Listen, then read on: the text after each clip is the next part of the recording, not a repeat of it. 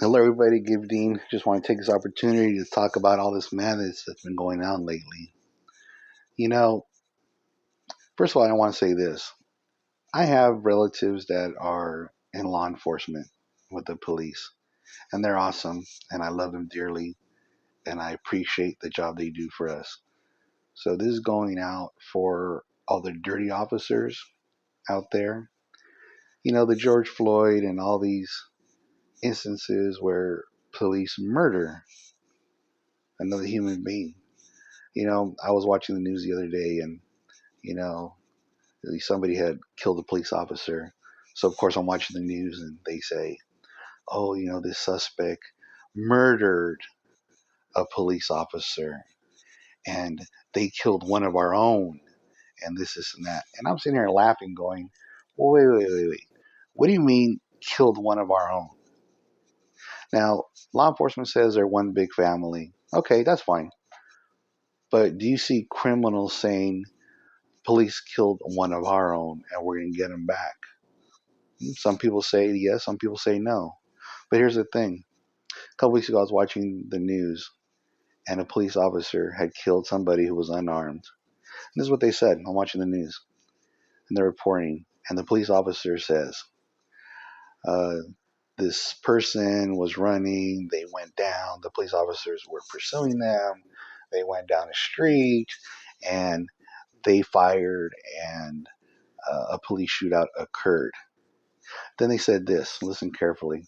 They said, and that person was pronounced, for example, at 4:03 p.m.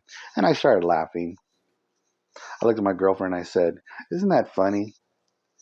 If a suspect civilian kills a police officer, they say this person killed a police officer. This person murdered a police officer.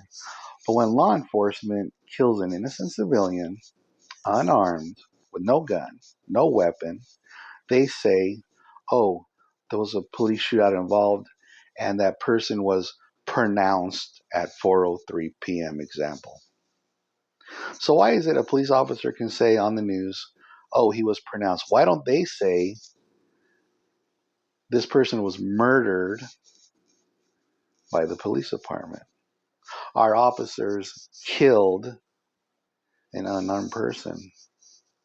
Now, once again, this isn't going to the good police officers out there. This is going to the bad ones. What upsets me is after they have all these internal investigations, what do they say a lot of times?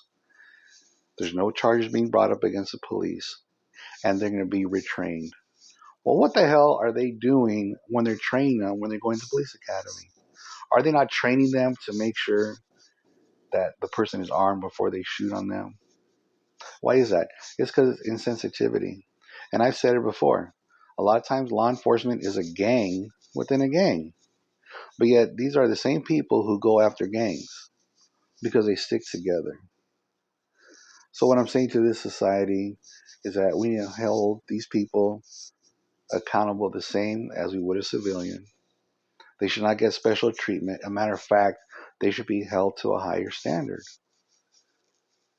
When it comes to the military, a lot of times, honorable, dishonorable discharge. Because if you're not acting accordingly to the way you should be acting, they'll get rid of you.